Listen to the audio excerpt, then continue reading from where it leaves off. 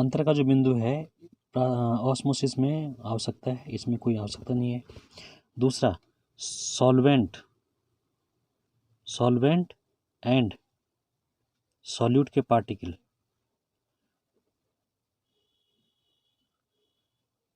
तो इसमें केवल सॉल्वेंट के पार्टिकल पार्टिसिपेट करते हैं। सॉल्वेंट पार्टिकल केवल विलायक के कण भाग लेते हैं। इसमें दोनों बोथ पार्टिकल दोनों ही क्या होते हैं, जाते हैं इधर उधर। और इसमें केवल सॉल्वेंट के पार्टिकल, जैसे वाटर सॉल्वेंट है तो वाटर का सॉल्वेंट अंदर जाएगा अंडे के अंदर, तो उसको फुला देगा, या जो वाटर है वो किशमिश को फुला देगा, तो केवल सॉल्वेंट जाता है। अच्छा, अगर नमक का विलयन है, अब चूंकि नमक के विलयन की कंसंट्रेशन ज़्यादा है और उसमें अगर हम अंडा डाल देते हैं तो अंडे के अंदर जो सॉल्वेंट है वो पानी बाहर आ जाएगा और अंडा सिकुड़ जाएगा। तो केवल ऑस्मोसिस में सॉल्वेंट पार्टिकल पार्टिसिपेट करते हैं और डिफ्यूजन में दोनों पार्टिसिपेट करते हैं। तीसरा है from high concentration to lower concentration, high concentration to lower concentration, higher concentration to lower concentration. तो यहाँ क्या हो जाएगा, ऑस्मोसिस में हो जाएगा, ऑस्मोसिस में lower concentration to higher concentration, और डिफ्यूजन में higher concentration to lower concentration होता है।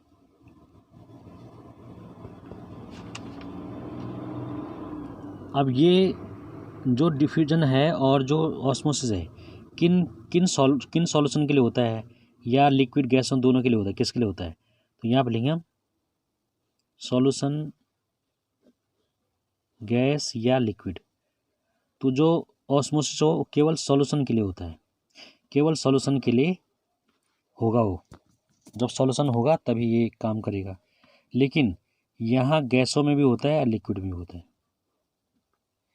जो डिफ्यूजन होता है गैस के लिए भी होता है, लिक्विड के लिए होता है। जैसे ईथर की बोतल अगर खोल दें कमरे में, तो ईथर की बोतल बहुत ज़्यादा कंसनट्रेशन है तो वो पूरे कमरे में फैल जाएगी, तो this is a type of diffusion. Example लिख देना इसके, इसमें लिखना किशमिश का फूलना, जल में फूलना, और इसमें लिखना अगरबत्ती की खुशबू का फैलना, तो ये हो जाएगा। उसके बाद नेक्स्ट टॉपिक है इसमें परासरण दाब। परासरण दाब,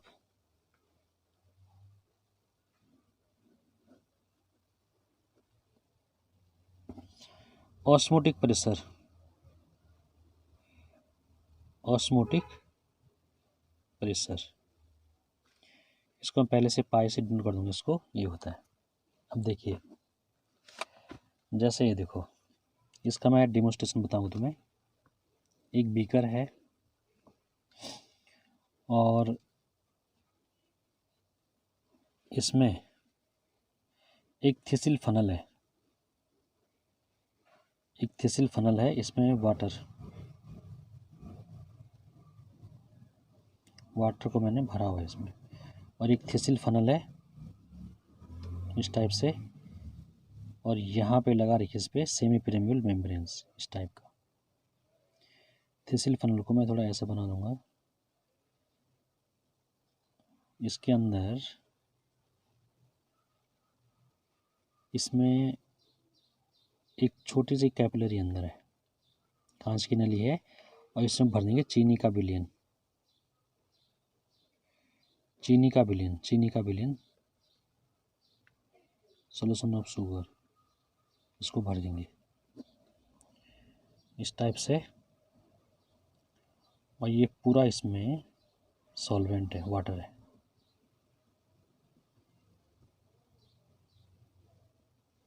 लोअर कंसंट्रेशन, और जो अंदर चीनी का विलयन है वो क्या है, उसकी कंसंट्रेशन हाई है क्योंकि उसमें सॉल्यूट भी डिजॉल्व हो रखा है, और ये केवल वाटर है बाहर। अब देखिए, इसका इनिशियल लेवल यहाँ पे है, इसको लिखें प्रारंभिक स्तर, प्रारंभिक स्तर, और ये इसका है फाइनल लेवल,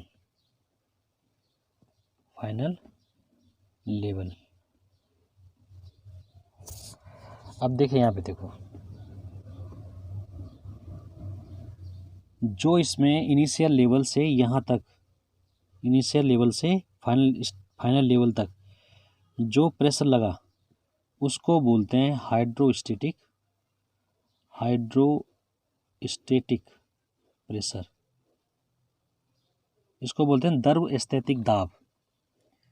मतलब ये होता है कि जब इसमें ये जो सॉल्वेंट के पार्टिकल हैं ये थ्रो एसपीएम के थ्रू यहाँ अंदर जाएंगे, क्योंकि लोअर कंसंट्रेशन है और ये हायर है, तो हमेशा ऑस्मोसिस लोअर से हायर की तरफ जाता है, और डिफ्यूजन में क्या होता है, हायर से लोअर की तरफ। तो ये मेन डिफरेंस दोनों में। ऑस्मोसिस में लोअर से हायर की तरफ वाटर के मॉलिक्यूल जब अंदर जाएंगे, अब यहाँ पे इनिशियल इसका स्टेट था चीनी के विलयन का, तो धीरे धीरे जब यहाँ वाटर के मॉलिक्यूल जाएंगे, सॉल्वेंट के मॉलिक्यूल जाएंगे, तो वो उस लेवल को बढ़ा देंगे। अब बढ़ाने के बाद क्या होगा, यहाँ से यहाँ तक का जो प्रेशर होगा उसको कहेंगे हाइड्रोस्टेटिक प्रेशर। तो जो इसकी डिफिनेशन है वो ये है कि एक प्रकार का हाइड्रोस्टेटिक प्रेशर होता है जो किसी विलयन को अर्धपारगम्य झिल्ली द्वारा विलायक से पृथक करने पर उत्पन्न होता है। मतलब बोलने का मतलब यह है कि एक प्रकार का हाइड्रोस्टेटिक प्रेशर होता है जो सॉल्यूशन को एसपीएम के थ्रू सॉल्वेंट से अलग करने में लगता है, या जब हम किसी सॉल्वेंट को एसपीएम के थ्रू इस सॉल्यूशन में जाने से रोकेंगे, या मतलब सपोज मैंने यहाँ पे प्रेशर लगा दिया कि नहीं, यहाँ पे एक मैंने क्या लगा दिया, पिस्टन लगा दिया। अगर विदाउट पिस्टन होगा तो ये पानी अंदर चला जाएगा, लेकिन जैसे यहाँ पे पिस्टन लगा दिया, मैं ये कहना चाह रहा हूँ कि जो प्रेशर होता है वो कैसे नापते हैं, तो इतना तो ये गया ही ना ऊपर था, इसका मतलब इतना प्रेशर लगा हुआ है इस पर। तो मैंने यहाँ पे एक पिस्टन लगा दिया, यहाँ पे सपोज एक पिस्टन लगा दिया प्रेशर का। अब जो पिस्टन लगा रखा है वो इस सॉल्वेंट को इसमें जाने से रोक देगा। ये तो सॉल्वेंट है और ये सॉल्यूशन है चीनी का विलयन, शुगर सॉल्यूशन। अंदर शुगर सॉल्यूशन रखा हुआ है कैपिलरी में और या थिसिल फनल में, और बाहर क्या सॉल्वेंट है। तो सॉल्वेंट को यहाँ जाने से रोकने के लिए जितना मैं एक्सटर्नल प्रेशर लगाऊंगा वो उस विलयन का ऑस्मोटिक प्रेशर कहलाएगा। समझे? मतलब बोलने का मतलब ये है कि वह प्रेशर जो सॉल्वेंट के मॉलिक्यूल को सॉल्यूशन में जाने से रोकने के लिए लगाया जाता है उसको कहते हैं सॉल्यूशन का प्रेशर। सिंपल सा है। तो इसको बोलते हैं ऑस्मोटिक प्रेशर। अब इसको हम इसका नापने का एक तरीका और है, बर्कले हार्टले का method. Berkeley and Hartley method for measuring osmotic pressure. अब देखो उन्होंने क्या किया कि एक प्रकार का एपरेटस लिया, इस तरीके का,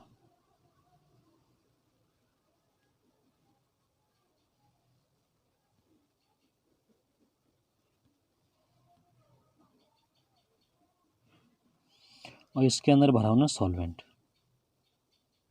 ये है सॉल्वेंट विलायक, और यहाँ एक कैपिलरी थिसिल फनल। ये है सॉल्वेंट का लेवल इस टाइम फुल है, और ये बाहर है सॉल्यूशन, इसके बाहर सॉल्यूशन है, और बीच में है एसपीएम। ये एसपीएम लगा रखा है, ये वाली दोनों तरफ एसपीएम, और बाहर है सॉल्यूशन, और यहाँ पे एक पिस्टन, ये अरेंजमेंट कर रखा है यहाँ पे। ये सॉल्यूशन, यहाँ पे लगा रखा पिस्टन, और ये मापने की मशीन। ये पिस्टन लगा रखा है यहाँ पे, ये मापने की machine, pressure gauge, pressure gauge कहते हैं इसको। और यहाँ से कैपिलरी इंडिकेटर है, ये कैपिलरी इंडिकेटर ए, इसको बोलते हैं कैपिलरी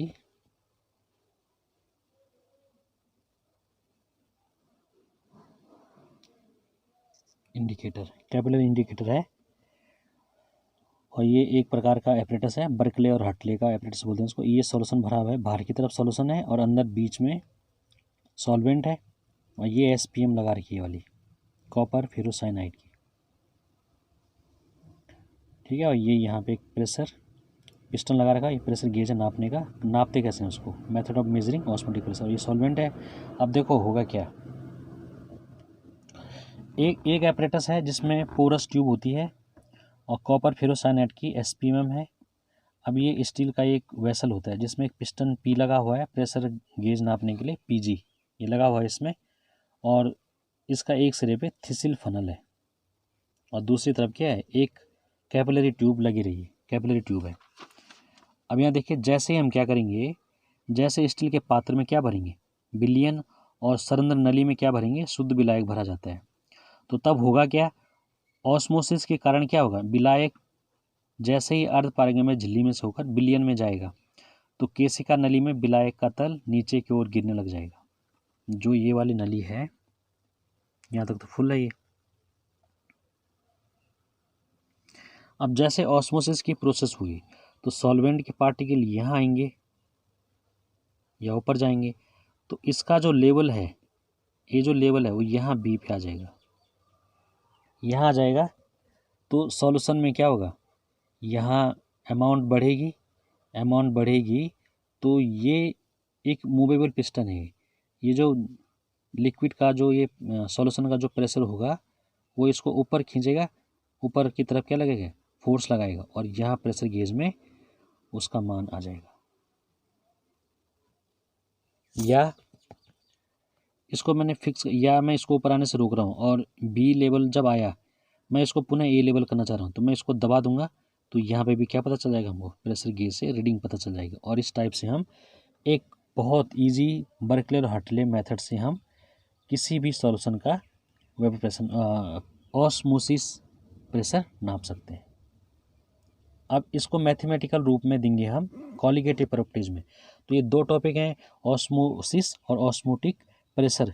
ऑस्मोटिक प्रेशर होता क्या है और ऑस्मोटिक प्रेशर बर्कले हटले के मेथड से कैसे निकालते हैं, मैंने तुम्हें समझा दिया। अब मैं इसको कॉलिगेटिव प्रॉपर्टीज का रूप दूंगा। ऑस्मोटिक प्रेशर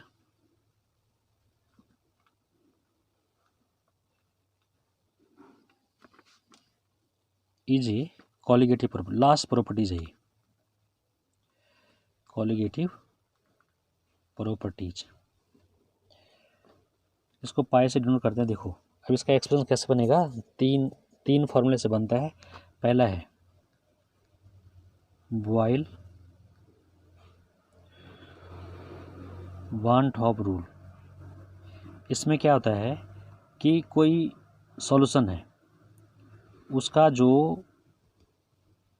जो ऑस्मोटिक प्रेशर है वो डायरेक्टली प्रोपोर्शनल टू कंसंट्रेशन, और पाई इक्वल टू कंसंट्रेशन बोलते हैं n बटे वी। और n का मान एक रखेंगे तो n बराबर हो, नंबर ऑफ मोल्स 1 होता है, तो पाई बराबर 1/v। यहाँ पे n बराबर 1 रखा जाता है, मैनिपुलेट कर रखा बॉयल ने। मतलब बोलने का मतलब ये है कि बॉयल वन टॉप रूल ये कहता है कि किसी सॉल्यूशन, किसी स्थिर ताप पर, किसी फिक्स टेम्परेचर पर किसी डाइल्यूट सॉल्यूशन का ऑस्मोटिक प्रेशर जो ये पार्टिकल हैं उसकी कंसंट्रेशन के समानुपाती होता है, directly proportional to, pi is directly proportional to C, और C is n/v, n equal to 1 mole. अच्छा, दूसरा है चार्ल्स वन टॉप नियम। चार्ल्स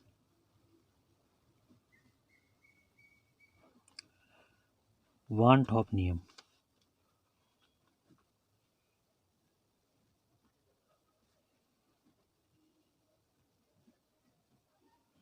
वन टॉप rule.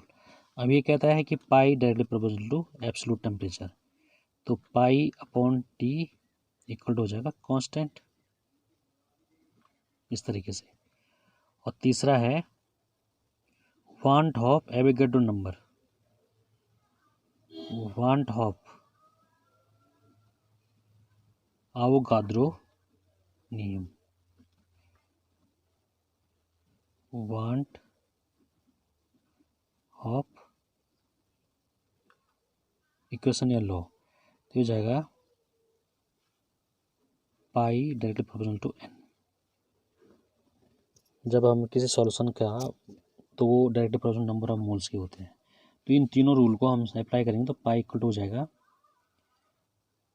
NRT, pi equal to NRT, या पाई इक्वल टू हो जाएगा C/CRT, N/V होगा, पाई C/V होगा, RT तो हो जाएगा पाई अपॉन पाई बराबर CRT।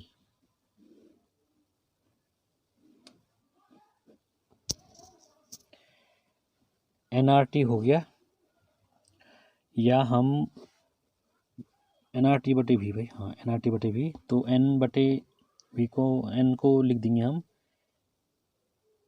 CNRT और पाई इक्वल टू CRT। तो जो पाई इक्वल टू CRT है, this is the expression of osmotic pressure, जहाँ पे C क्या है, कंसंट्रेशन है सॉल्यूशन की मोल पर लीटर में। तो इन तीनों रूल को हम वो करेंगे, इमुलेट करेंगे, तो इस टाइप का एक्सप्रेशन बनेगा जो ये कहलाएगा पाई इक्वल टू CRT। अब देखिए यहाँ पे हमें दो चीज़ें याद रखनी है कि मोलर मास कैसे निकालेंगे सॉल्यूट का। तो हमें पता है पाई V इक्वल टू NRT है, तो पाई V बराबर हो जाएगा, N को बोलते हैं WB/MB इंटू RT, ये एक फॉर्मूला है। यहाँ से हम MB का मान निकाल सकते हैं आसानी से। M क्या है, M क्या है, सॉल्यूट का मोलर मास है, ये सॉल्यूट का वेट है, ये R ये है गैस कांस्टेंट है, इसको हम रखेंगे R इक्वल टू रखेंगे 0.0821 litre ATM mole inverse kelvin inverse, इस तरीके से। या अगर जूल में होगा तो जूल में रखेंगे हम 8.314 जूल मोल इनवर्स और केल्विन इनवर्स, ये मान हो जाएगा। R की बहुत सारी यूनिट होती हैं, कैलोरी में कुछ और होती हैं। पाई क्या है, प्रेशर है, ऑस्मोटिक प्रेशर। T क्या है, एब्सोल्यूट टेम्परेचर है, जो हमेशा 273 के साथ जोड़ा जाएगा।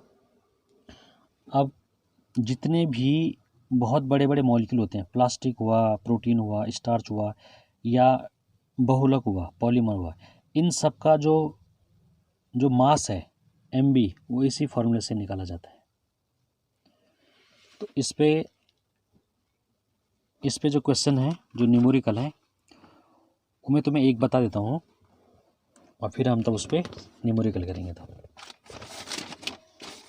पहला है, देखो, at 25 degree Celsius 6% urea solution NH2CONH2, और इसका मॉलिकुलर वेट दे रखा 60 ग्राम पर मोल, और R का मान दे रखा 0.082 litre ATM kelvin mole inverse.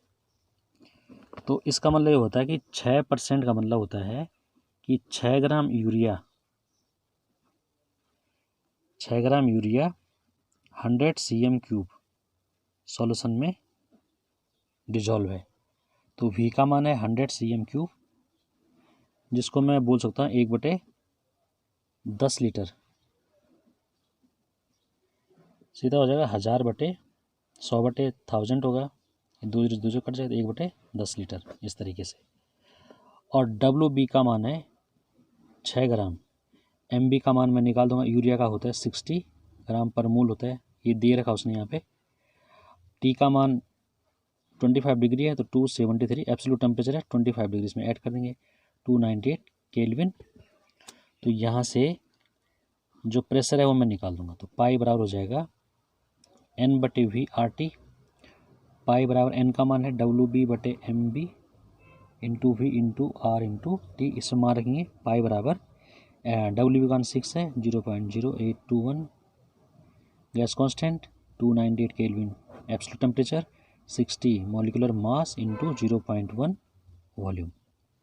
तो यहाँ से पाई का मान इसने दे रखा है 24.46 ATM। तो ये ऑस्मोटिक प्रेशर का जो न्यूमेरिकल है इस तरीके से होता है। अब जो इसके क्वेश्चन होंगे न्यूमेरिकल वो हम शाम को करेंगे। तो ठीक है, तब शाम को न्यूमेरिकल दूंगा तुम्हें, तब करना उसको। ठीक है।